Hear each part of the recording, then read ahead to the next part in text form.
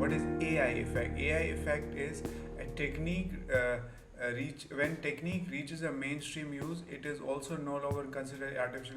The phenomenon which is described as okay is AI effect. So when it reaches to mainstream use, so then it becomes AI effect. Okay, then we'll go high profile example of AI.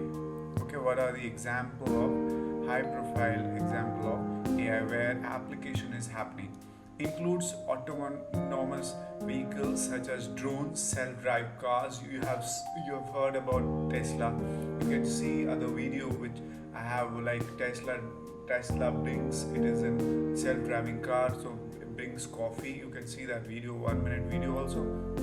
So Tesla is using Elon Musk. He's my role model. He is already using in Tesla. In Tesla, he's using already, and he has OpenAI also.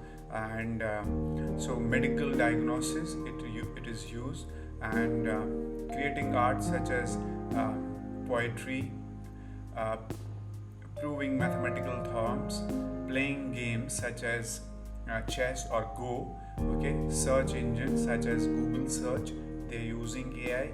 Application is happening. Online assistant